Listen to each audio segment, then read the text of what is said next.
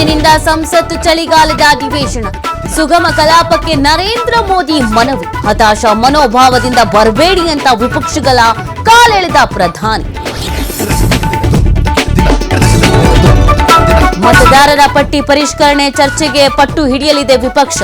ತಂಬಾಕು ಉತ್ಪನ್ನಗಳ ಮೇಲೆ ಹೆಚ್ಚುವರಿ ತೆರಿಗೆ ಬಗ್ಗೆ ವಿಧೇಯಕ ಸಾಧ್ಯತೆ. ಅಬಕಾರಿ ತಿದ್ದುಪಡಿ ಮಸೂದೆಯನ್ನು ತರ್ತಾ ಇದೆ ಕೇಂದ್ರ.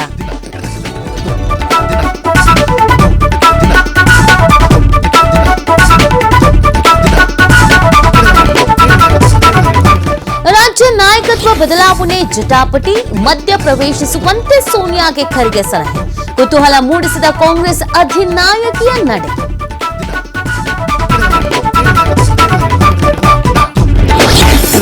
ಯುವತಿಯನ್ನ ನಿರ್ಜನ ಪ್ರದೇಶದಲ್ಲಿ ಅಡ್ಡಗಟ್ಟಿ ಅತ್ಯಾಚಾರ. ಹಿಂದೂ ಜಾಗರಣ ವೇದಿಕೆ ಕಾರ್ಯಕರ್ತನ ವಿರುದ್ಧ ಆರೋಪ.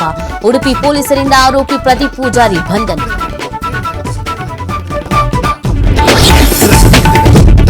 ಕ್ರಿಕೆಟ್ ಬೆಟ್ಟಿಂಗ್ ಶೋಕಿಗಾಗಿ ಒಂಟಿ ಮನೆಗಳಲ್ಲಿ ದರೋಡೆ. ಬರೋಬ್ಬರಿ 90 ಪ್ರಕರಣದಲ್ಲಿ ಭಾಗಿಯಾಗಿದ್ದ ಖದೀಮನ ಬಂಧನ.